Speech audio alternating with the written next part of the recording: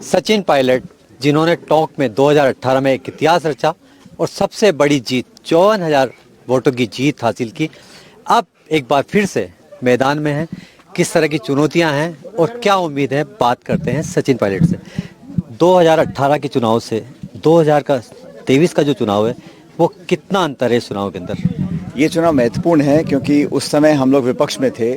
यहाँ बीजेपी के विधायक थे, बीजेपी की सरकार थी, लेकिन 18 में जनता ने विश्वास किया हम लोगों पर और वोट डाला। सरकार हम लोगों ने बनाई और इन 5 सालों का मौका हम लोगों को मिला।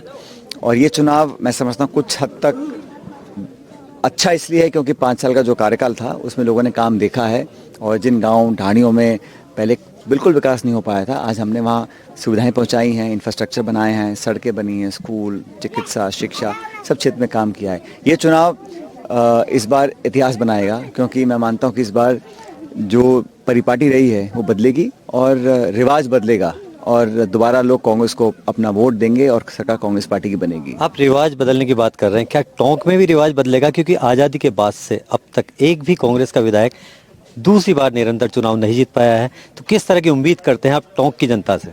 तो आज तक आज़ादी से लेकर आज तक इस विधानसभा क्षेत्र में कभी कोई विधायक 50,000 वोट से कुछ जीता भी नहीं है। तो इतना बड़ा आशीर्वाद दिया था मुझे, तो मुझे देखो रिकॉर्ड वगैरह बनते हैं टूटने के लिए, तो मैं ज़्यादा आंकड़ों में मैं जाना नहीं चाहता हूँ। लेकिन पब्लिक का जो सेंटिमेंट है, जो जज्बात हैं, जो जुड़ाव है, जो लोगों के बीच में काम किया, कोरोना के समय बहुत दिक्कत यहाँ पे आ गई थी और यहाँ के लोगों ने बहुत विश्वास हम पे किया है और मुझे लगता है कि यहाँ पर पहले से ज़्यादा बहुमत लेकर हम लोग कांग्रेस पार्टी जीत के जाएगी। सचिन पायलट, विकास की बात करते हैं। मैं आपका भाषण सुन रहा था, आप कह रहे हैं कि राजनीति में धर्म का इस्तेमाल करती है भाजपा। वाकई जो है ये इस पे संज्ञान लिया जाना चाहिए। क्यों नहीं? आप अगर बात करते हैं चुनाव की, हम हर डिबेट के लिए, हर चर्चा के लिए, हर संवाद के लिए तैयार हैं।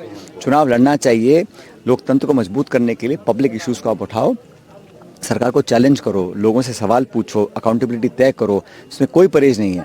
लेकिन आप बजाय शिक्षा की, खाद, बीज, बिजली, पानी, नौजवान, रोजगार, उद्योग, निवेश, इन सब से ध्यान हटका के आप मज़हब की, धर्म की, मंदिर की, मस्जिद की बातें करते हैं, तो ये कहीं ना कहीं इस पे मुझे लगता है कि बहुत ज़्यादा लाभ नहीं मिलने वाला है। ये जज्बाती मुद्दे हैं और धर्म, हम हर व्यक्ति का अपना धर्म है, संविधान में लिखा है, आप हर मज़हब, हर धर्म की आप पालना कर सकते हैं।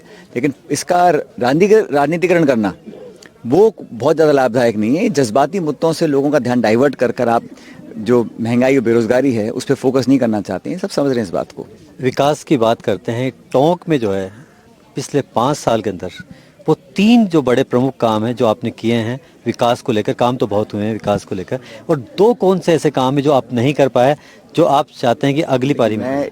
ये गिनती आप जाएंगे तो हमारे यहाँ लगभग 190 छोटे बड़े गांव हैं। हर गांव तक हम लोग पहुंचे हैं। वहां तक पहुंचना, उनको विश्वास में लेना, चाहे छोटा काम बड़ा काम हो। अब कहीं पे हैंडपंप लगवाना है, कहीं पे पुल बांधना है, दोनों बड़े अलग काम है, लेकिन काम सब तरह के हुए हैं। और मुझे लगता है कि जो इस क्षेत्र में हम लोगों को और करना चाहिए, वहाँ कोई बड़ा उद्योग लगना चाहिए क्योंकि जयपुर के पास का इलाका है, उसका लाभ हमें लेना चाहिए।